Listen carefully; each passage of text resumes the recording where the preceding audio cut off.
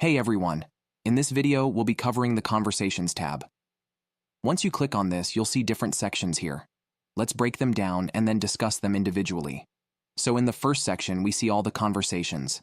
That'll have 4 different types of conversations starting from unread, which is of course the unread conversations, then the recent ones that have just come in, and you can also have starred conversations.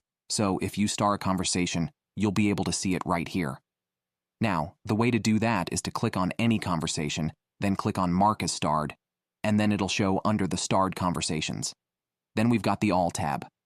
So, if you want to see all the conversations regardless of whether they came in recently or if they're unread, you can see all of them here. There is also a search bar here where you can search for a specific conversation. And right next to that is where we've got this filter icon.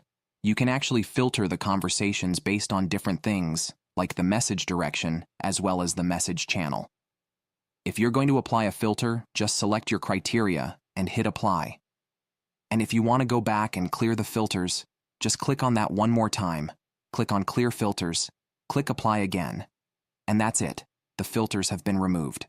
The section to the right is the view pane, where it maximizes the selected conversation. So when I select one, it shows the phone number on the top. There are also a few options like archiving it, starring the conversation, marking it as read, or even deleting it. You'll also see the activity type drop-down selection, but I'll jump into that a bit later. Now, if you look downwards, you'll be able to see when the conversation started as well as the conversation history with the timestamps. Now, if you want to send an SMS to this lead, all you have to do is click on SMS at the bottom, and it'll maximize this window so you can type in your response here. Now please know that if you have more information stored like email, WhatsApp, Instagram, all that, you'll be able to send all those message types right here.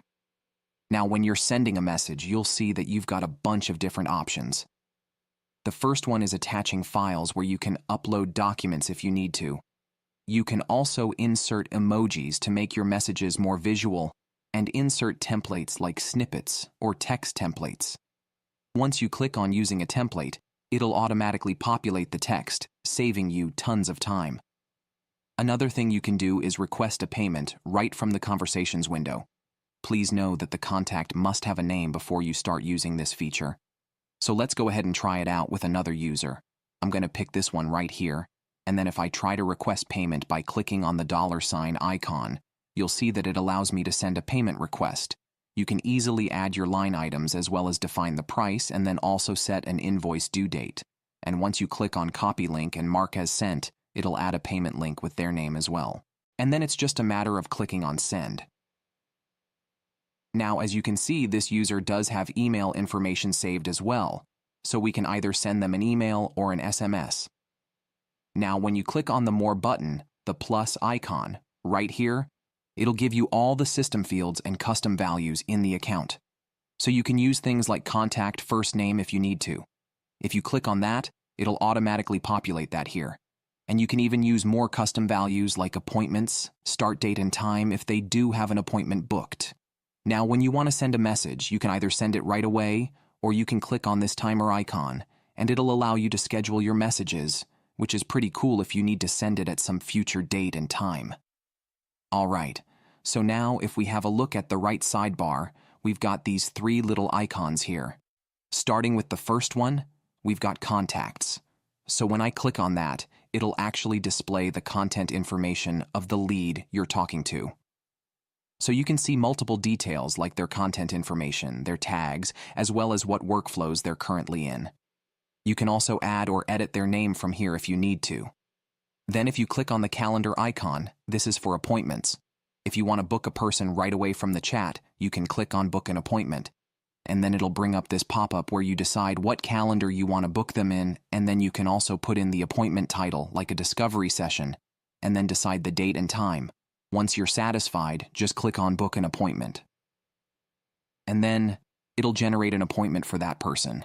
After successfully booking the appointment, you'll start seeing them under upcoming appointments. You might also notice that the appointment details updated and will also be mentioned in the conversation history. No need to worry because this is not what's going out to the customer. This is an activity type. So now back to the activity type, drop-down selection.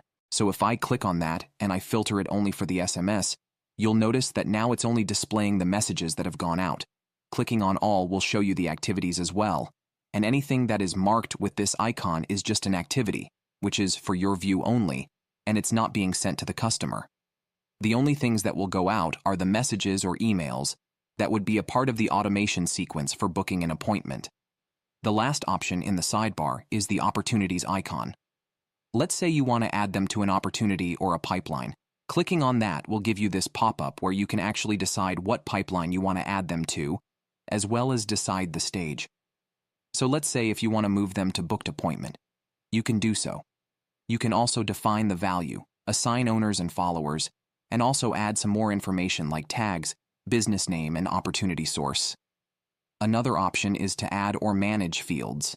You can also add custom fields to these opportunities. So if you click on that, it'll actually take you to the custom fields menu. And here, let's say if you want to add another field, which is not in the system right now, you can do so by selecting the type of input you'd want. For example, if I want to add an age custom field, what I'll do is select the number right here, click on Next, and then I can define age here. Add them to the group contact, and then hit Save. Once you've created the custom field, it'll appear right here. You can also use it in the opportunity section. Now, going back to conversations, you'll see that we also have a menu up top. So we'd selected the conversations area before. Now let's move on to the manual actions. Now, manual actions are certain actions that you decide in your workflows. So let me show you an example real quick.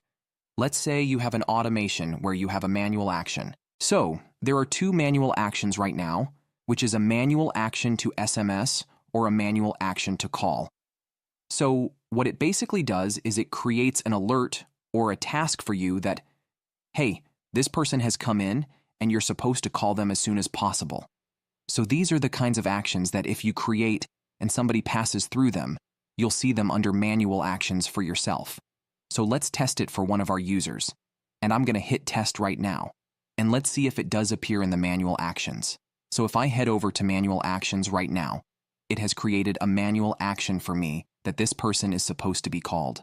This way, you can keep track of all the persons or the leads that you have to call, and it will help you solidify your processes.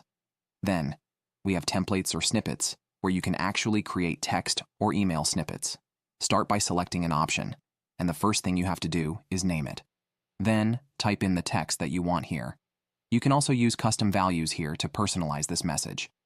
Once you're done, just click on Save. That template will then be saved here, and you can start using it in the conversations area. Finally, the last one we have is trigger links. Trigger links are really powerful because they allow you to map your previous links. Then, when somebody clicks on a link, you'll be able to track it, as well as build automations on top of it. So, if you want to create a trigger link, all you have to do is click on Add a Link, then paste your URL here where you want to track if people click on it, and then you can name it and click Save. Once you've done that, let me show you what you can do with automations using trigger links. For example, let's say we create a new workflow. So what I'll do is click on Add a New Trigger, then in the search triggers, I'll search for trigger link clicked. Once I click on that, you have to click on Add Filters, and then select the trigger link. Then choose the trigger link that you want to test. Now, if you remember, we named it Test, so I'm just going to choose that one and then hit Save. Now let's say somebody clicks on that link. This automation will start. And here you can actually decide a different set of actions. So you can add a tag to that lead if you want to categorize them better. And then you can also perform more actions, like maybe sending an SMS and thanking them for opening that link or whatever was inside that. So this really allows you to create a very powerful automated sequence using the trigger links. All right, so that's it for the training for the Conversations tab, and thank you for watching.